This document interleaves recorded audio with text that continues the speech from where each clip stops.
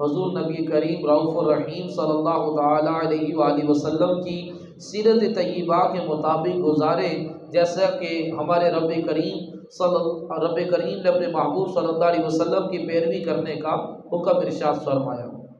فرمایا لقد کان لکم فی رسول اللہ اسوۃ حسنہ، بے شک تمہیں رسول اللہ کی پیروی بہتر ہے۔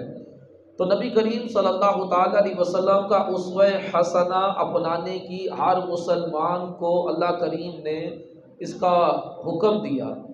جب مسلمان حضور صلی اللہ علیہ وسلم کا اسوہ حسنہ اپنا لیتا ہے تو وہ ہر وقت عبادت میں ہوتا ہے، کہ نبی پاک صلی اللہ تعالی علیہ وسلم کی پیروی عبادت ہے۔ جب بندے کی روزمرہ زندگی کے معاملات درست طریقے سے شریعت کے مطابق حضور صلی اللہ علیہ وسلم کی سنت کے مطابق ہوں گے تو اس کا دن بھی عبادت میں گزرے گا، ساری رات بھی اس کی عبادت میں گزرے گی۔ مفتی احمد یار خان نعیمی رحمۃ اللہ تعالی اس آیت مبارکہ کے تحت فرماتے ہیں کہ معلوم ہوا کہ کامیاب زندگی وہی ہے جو حضور صلی اللہ علیہ وسلم کے نقش قدم پر ہو۔ اگر ہمارا جینا، مرنا، سونا، جاگنا حضور صلی اللہ علیہ وسلم کے نقش قدم پر ہو جائے تو یہ سارے کام عبادت بن جائے۔ اللہ کریم نے فرمایا کہ وَمَا خَلَقْتُ الْجِنَّ وَالْإِنسَ إِلَّا لِيَعْبُدُونِ، جن و انس تمہیں فقط اپنی عبادت کے لیے پیدا کیا۔ تو ہر وقت بندے کو عبادت میں رہنا چاہیے۔ عبادت صرف یہ نہیں ہے کہ دن میں 5 نمازیں پڑھ لیں اور سال میں 30 روزے رمضان کے روزے رکھ لیے، زکوٰۃ دے دی اور حج کر لیا۔ عبادت یہ نہیں ہے۔ مومن کا ہر عمل، اس کا ہر کام عبادت ہے اگر وہ شریعت کے مطابق ہو، سنت کے مطابق ہو۔ اس کا رزق حلال کمانا بھی عبادت، رشتہ داروں سے ملنا بھی عبادت، دوست کے ہاں جانا عبادت، پڑوسیوں سے ملاقات کرنا عبادت، کھانا کھانا عبادت، لباس پہننا عبادت، اس کا سونا عبادت۔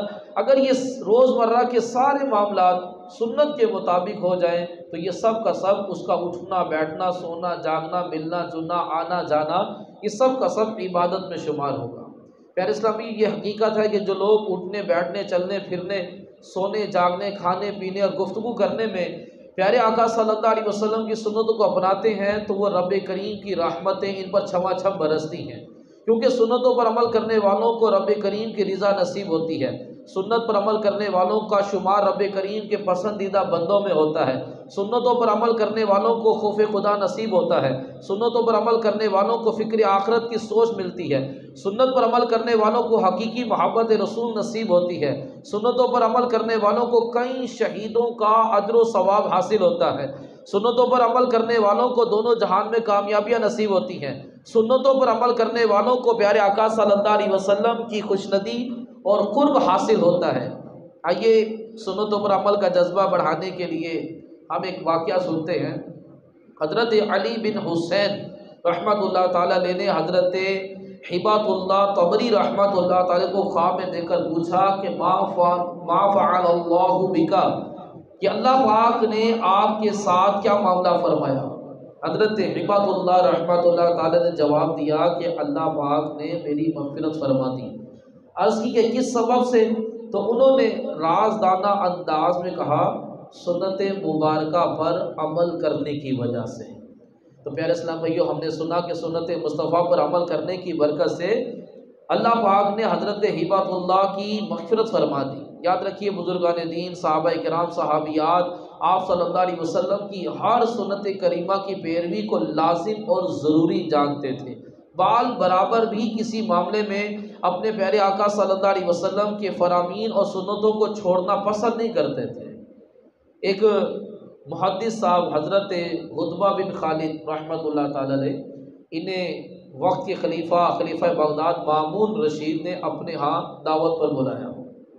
دسترخوان بچھایا گیا اور انواع اقسام کے کھانوں کی ڈشیں رکھی گئیں، آپ نے کھانا تناول کیا گیا، اور جب وہ کھانے کے برتن اٹھا لیے گئے تو دسترخوان پر جو کھانے کے ذرات گرے ہوئے تھے، حضرت عتبہ بن خالد رحمۃ اللہ الماجد وہ دسترخوان پر سے ذرات چن چن کر آپ تناول کرنے لگے۔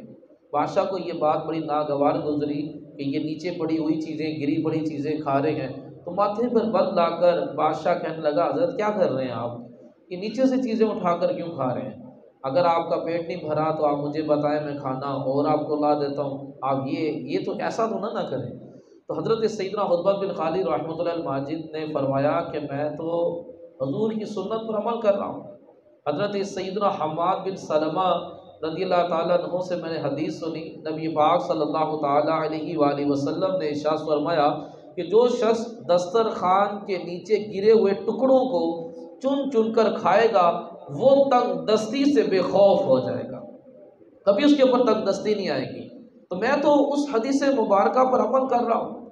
جو دسترخوان پر گرے ہوئے ذرات اٹھا کر کھائے جاتے ہیں، اس سے رزق میں برکت ہوتی ہے۔ دسترخوان پر گرے ہوئے ذرات اٹھا کر کھا لے، اللہ پاک اس کی مغفرت فرما دیتا ہے۔ دسترخوان پر گرے ہوئے ذرات اٹھا کر کھا لے، اللہ کریم اس کی اولاد در اولاد کو کم عقلی سے محفوظ رکھتا ہے۔ دسترخوان پر گرے ہوئے ذرات اگر بندہ اٹھا کر کھا لے تو اپنی زندگی میں کبھی کسی کا محتاج نہ ہو۔ سیدنا عتبہ بن خالد رحمۃ اللہ الماجد نے کہا کہ میں تو حضور کی سنت پر عمل کر رہا ہوں، حدیث پر عمل کر رہا ہوں۔ مامون رشید حدیث پاک سن کر بڑا متاثر ہوا اور اپنے غلام کو اشارہ کیا تو غلام 1000 دینار کی تھیلی لے کر آیا۔ مامون رشید نے وہ 1000 دینار کی تھیلی حضرت محدث کو پیش کر دی تو عتبہ بن خالد رحمۃ اللہ الماجد فرماتے ہیں کہ دیکھ بادشاہ، ادھر میں نے نبی علیہ السلام کی سنت پر عمل کیا، ادھر میرے رب نے مجھے ہاتھوں ہاتھ غنی کر دیا۔ اگر بندہ اخلاص ہو اور یقین ہو اور حضور کی حدیث پر عمل کرے تو یہ زندگی کو مشکل نہیں ہے۔ جتنی مرضی مہنگائی ہو جائے، ہم اگر حضور کی سنت پر عمل کرتے ہوئے زمین پر دسترخوان بچھا کر کھانا کھائیں، بسم اللہ پڑھ کر، پھر دسترخوان پر جو ذرات گر جائیں انہیں اٹھا کر کھا لیں تو پھر دیکھیں رزق کے اندر برکت کیسی ہوتی ہے۔ لیکن بدقسمتی کے ساتھ ہم اللہ رسول سے بالکل نہیں ڈرتے، ہم معاشرے سے بہت ڈرتے ہیں۔ ہم معاشرے سے ڈر کی بنا پر بہت ساری اچھائیاں چھوڑ دیتے ہیں، بہت ساری نیکیاں چھوڑ دیتے ہیں کہ لوگ کیا کہیں گے۔ اگر ہم ایک مجلس میں بیٹھ کر کھانا کھا رہے ہوں تو کیا ہمارے اندر اتنی ہمت ہے کہ ہم برتن کو اچھی طرح سے صاف کریں؟ جبکہ برتن کو انگلی سے اچھی طرح صاف کرنا اور انگلیاں چاٹنا نبی پاک صلی اللہ تعالیٰ علیہ وسلم کی سنت ہے، لیکن ہمارا ہے یہ اسلامی معاشرہ۔ ہم جس مجلس میں بیٹھتے ہیں سب کے سب مسلمان ہوتے ہیں، لیکن اس کے باوجود ہمیں اپنے مسلمان بھائیوں کے سامنے بیٹھ کر اپنے ہی نبی صلی اللہ علیہ وسلم کی سنت پر عمل کرتے ہوئے شرم آ رہی ہوتی ہے، جس کی بنا پر ہمیں بے برکتی ہے، بے برکتی کا رونا روتے ہیں۔ رزق کی بے قدری ہے، رزق کو بہت زیادہ ضائع کیا جاتا ہے۔ نبی کریم صلی اللہ تعالیٰ علیہ وسلم نے دیکھیں معمولی سا بھی رزق حضور نے کبھی ضائع نہیں ہونے دیا۔ برتن کو اچھی طرح صاف کرتے، پھر اسی برتن میں تھوڑا پانی ڈال کر اس برتن کو صاف کر کر آپ وہ پانی پی جاتے تاکہ وہ جو تھوڑے بہت اجزاء رہ گئے ہیں وہ پانی سے دھل کر وہ بھی پیٹ کے اندر جائے، ذرا سا بھی کوئی رزق کا ذرہ جو ہے وہ کچرا کھونڈی میں اور نالی وغیرہ میں نہ جائے۔ جو کھانا کھانے کے بعد اچھی طرح برتن صاف کرے، برتن اس کے لیے دعا کرتا ہے۔ جو کھانا کھانے کے بعد اسی برتن میں تھوڑا پانی ڈال کر اس کو گھول کر پی لے، ایک غلام آزاد کرنے کا ثواب ملتا ہے۔ نبی کریم صلی اللہ تعالیٰ علیہ وآلہ وسلم تشریف لائے، دیکھا روٹی کا ایک ٹکڑا زمین پر گرا ہوا تھا۔ نبی پاک صلی اللہ علیہ وسلم نے اٹھایا، اس کو صاف کیا، تناول کیا، فرمایا عائشہ اس کی قدر کرو، یہ جس قوم سے نکلی ہے دوبارہ پلٹ کر نہیں آئی۔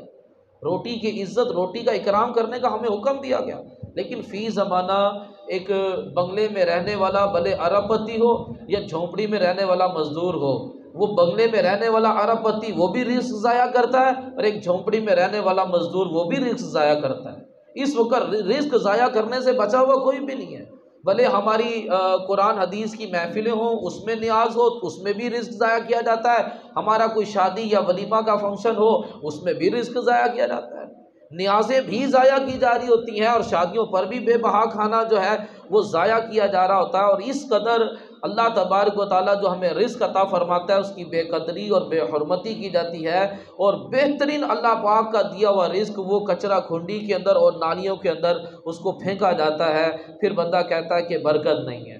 تو میرے محترم اسلامیوں، نبی علیہ السلام کی یہ بڑی پیاری سنت کہ حضور زمین پر دسترخوان بچھا کر کھانا کھاتے، دسترخوان پر گرے ہوئے ذرات کو بھی اٹھاتے، برتن کو اچھی طرح سے صاف بھی کرتے۔ اگر ہمارا بھی یہ کھانا کھانے کا انداز ہو جائے تو یہ کھانا عبادت میں شمار ہوگا، یہ کھانا کھانا بھی عبادت کہلائے گا۔ تو صحابہ کرام علیہ رضوان نبی پاک صلی اللہ تعالیٰ علیہ وسلم کی ہر ادا کو بڑی غور سے دیکھا کرتے تھے اور پھر اس ادا کو اپنایا کرتے تھے۔ حضرت انس رضی اللہ تعالیٰ عنہ بیان کرتے ہیں ایک غلام نے حضور کو دعوت دی، تو غریبوں کی دعوت بھی قبول کرنی چاہیے، غریب کے گھر بھی جانا چاہیے، اگر کوئی دعوت دے اور جیسا مرضی کھانا دے اس کو کھانے کو خوشی سے تناول کرنا چاہیے۔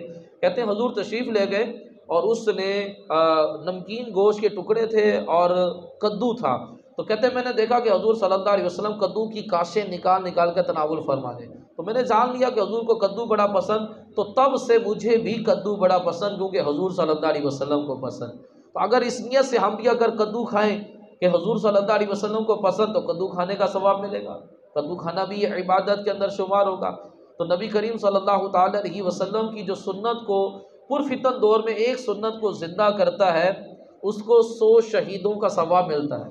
پرفتن دور فرمایا وہ دور جس دور میں سنتیں ترک کر دی جائے، وہ دور جس دور میں سنتوں کو اپنایا نہ جائے، سنت کا مذاق بنایا جائے، سنتوں کو اچھا نہ سمجھا جائے، جو اس دور کے اندر ایک سنت کو زندہ کرے اس کو 100 شہیدوں کا ثواب ملے گا۔ تو میرے محترم اسلامیوں، ہم اپنے سارے دن اور رات کو عبادت بنا سکتے ہیں اگر ہمارے دن اور رات کے سارے معاملات حلال طریقے سے ہوں اور وہ سنت کے مطابق ہو جائیں۔ جیسے ایک بزرگ رحمۃ اللہ تعالی علیہ نے اپنے مرید کو کھانا دیا اور کہا کہ دریا کے اس کنارے میرا پیر بھائی عبادت میں مشغول ہے، اس کو جا کر کھانا دے آؤ۔ اس نے کہا کہ حضرت میں دریا میں سے گزروں گا کیسے؟ انہوں نے کہا کہ دریا کو میرا سلام کہنا اور کہنا کہ مجھے اس نے بھیجا ہے کہ جس نے نکاح نہیں کیا، جس کے بیوی بچے نہیں ہیں۔ بڑا حیران ہوا، کو جانتا تھا کہ پیر صاحب کے تو بیوی بچے ہیں، تو یہ کیا، یہ جھوٹ کیسا؟ بہرحال وہ دریا پر گیا تو دریا نے فوراً راستہ دے دیا، دریا سے گزر کر گیا، وہ دوسری طرف وہ حضرت عبادت میں مشغول تھے، انہیں کھانا پیش کیا، انہوں نے کھانا تناول کیا، اب وہ برتن لے کر واپس آنا تھا، کہا کہ میں دریا سے کیسے گزروں؟ تو انہوں نے کہا کہ دریا کو میرا سلام کہنا اور کہنا کہ مجھے اس نے بھیجا جس نے کبھی کھانا نہیں کھایا۔ بڑا حیران ہوا، ان کے بیوی بچے ہیں، کہتے ہیں میرے بیوی بچے نہیں ہیں، میرے سامنے کھانا کھا کر کہہ رہے ہیں کہ میں نے کھانا نہیں کھایا۔ بہرحال وہ دریا کے پاس آیا تو دریا نے بھی فوراً راستہ دے دیا۔ یعنی کہ اگر یہ جھوٹ ہے تو یہ کرامت کیوں ظاہر ہو رہی ہے؟ دریا بھی فوراً راستہ دے دیتا ہے۔ تو اس نے آ کر پوچھا کہ حضرت یہ معاملہ کیا ہے؟ آپ کے بیوی بچے ہیں اور آپ کہہ رہے میرے بیوی بچے نہیں ہیں۔ انہوں نے کھانا کھایا اور وہ کہتے ہیں کہ میں نے کھانا نہیں کھایا، یہ معاملہ کیا ہے؟ تو حضرت نے کہا کہ اصل میں ہم نے سنت ادا کی ہے، نکاح کرنا سنت ہے، ہم نے سنت ادا کی ہے، سنت ادا کرنا عبادت ہے۔ ان حضرت نے بھی جو کھانا کھایا ہے وہ عبادت پر قوت حاصل کرنے کی نیت سے کھایا ہے اور سنت کے مطابق کھایا ہے، حلال کھایا ہے۔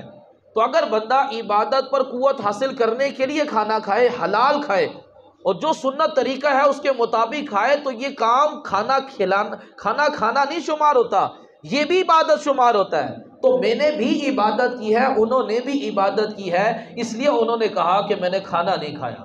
واقعی انہوں نے کھانا نہیں کھایا بلکہ انہوں نے عبادت کی ہے۔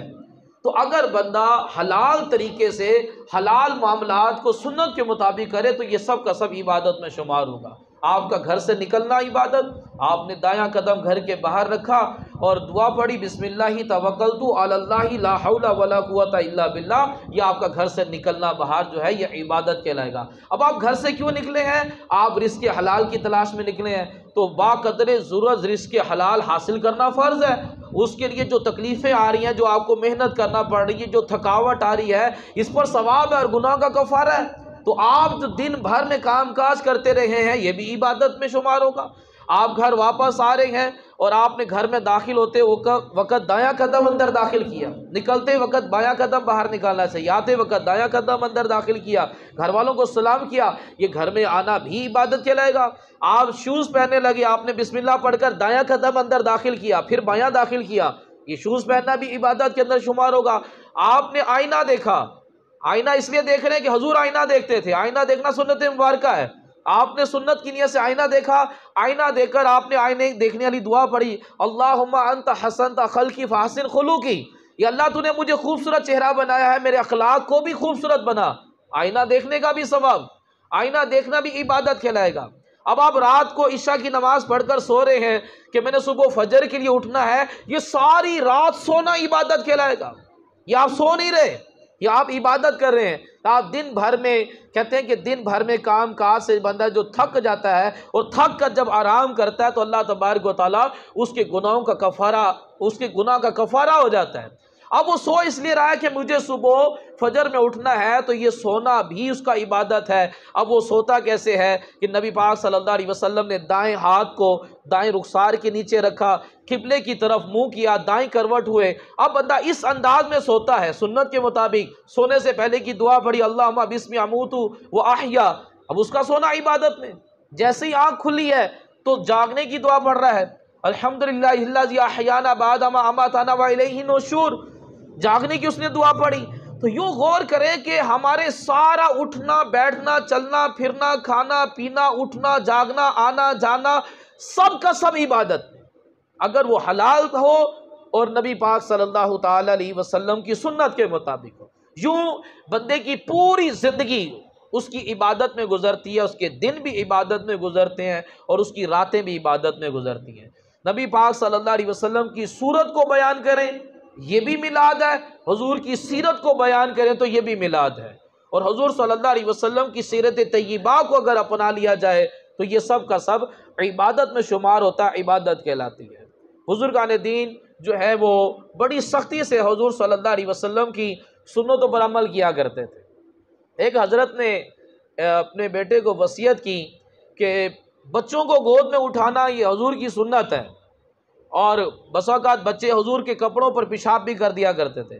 کہتے میرے نہ تو کوئی نواسا تھا نہ کوئی میرا پوتا پوتی تھا، تو میں ان کو گود میں نہیں اٹھا سکا، میری وصال کا وقت آ گیا ہے، اگر میرے مرنے کے بعد بھی کوئی میرا پوتا پوتی پیدا ہو تو میری قبر پہ اس کو ضرور پیشاب کروانا۔